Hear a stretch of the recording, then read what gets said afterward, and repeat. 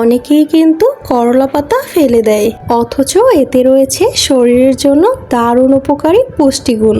আজকে আমি আপনাদেরকে দেখাবো করলা পাতা দিয়ে এমন একটি মজার রেসিপি যা একবার খেলে আবার বানাতে চাইবেন। এর জন্য গাছ থেকে বেশ কিছু টাটকা টাটকা করলা পাতা পেড়ে নিয়েছি, সাথে কয়েকটা কাঁচামরিচও নিয়ে নিচ্ছি। এবার করলা পাতাগুলোকে বেশ ভালো করে ওয়াশ করে নেব।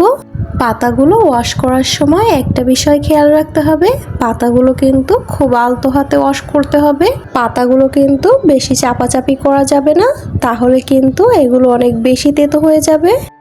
এবার ওয়াশ করে নেওয়া পাতাগুলোকে আমি একটা টাওয়ালের উপর বিছিয়ে নিচ্ছি। এরপরে আলতো হাতে এগুলোকে মুছে নেব। পাতাগুলো খুব ভালো করে মুছে নিয়েছি। এবার হাত দিয়ে পাতাগুলোকে ছোট ছোট করে ছিঁড়ে নেব।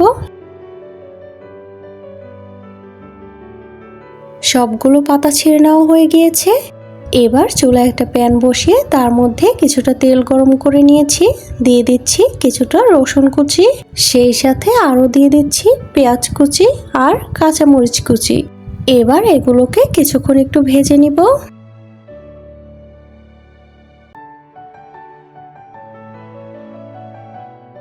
এ পর্যায়ে দিয়ে দিচ্ছি স্বাদ মতো লবণ, বেশ খানিকটা নারকেল কুচি। এই রান্নাটায় কিন্তু নারকেল কুচির পরিমাণটা একটু বেশিই দিতে হবে। এই পর্যায়ে দিয়ে দিচ্ছি সামান্য একটু হলুদ গুঁড়ো। হলুদ গুঁড়োটা দিয়ে মশলাটাকে বেশ অনেকক্ষণ সময় নিয়ে একটু ভেজে নিব। মশলাটা খুব সুন্দর করে ভেজে নেওয়া হয়ে গিয়েছে। এবার করলা পাতাগুলো এর মধ্যে দিয়ে দিচ্ছি। এবার নেড়ে চেড়ে পাতাটাকে মশলার সাথে খুব ভালো করে মিশিয়ে নেব।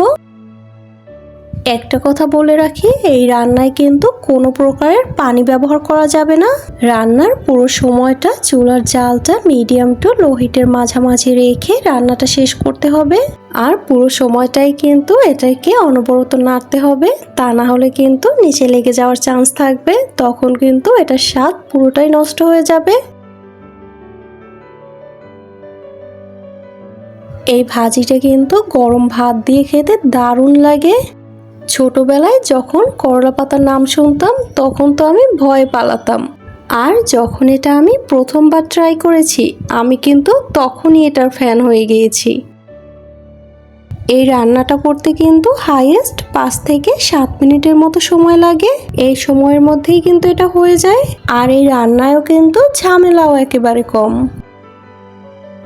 আপনারা যারা যারা আগে এই রেসিপিটি ট্রাই করেছেন তারা কিন্তু অবশ্যই কমেন্ট করে জানাবেন আপনাদের কাছে কেমন লেগেছে। আর যারা এটা এখনো ট্রাই করেননি তারা কিন্তু একবার হলেও এটা ট্রাই করে দেখবেন, আশা করছি ভালো লাগবে।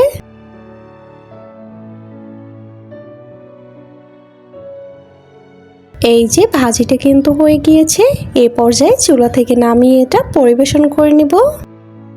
এটা আমার এতটাই পছন্দ যে খালি খেলেই আমি অর্ধেকের বেশি খেয়ে ফেলি। আবার আপনাদের সাথে দেখা হবে ভিন্ন কোনো রেসিপি নিয়ে। সেই পর্যন্ত সবাই ভালো থাকবেন, সুস্থ থাকবেন। আর আমার ভিডিওগুলো যদি ভালো লেগে থাকে অবশ্যই চ্যানেলটি সাবস্ক্রাইব করে দেবেন। আজকের মতো এ পর্যন্ত, আল্লাহ হাফেজ।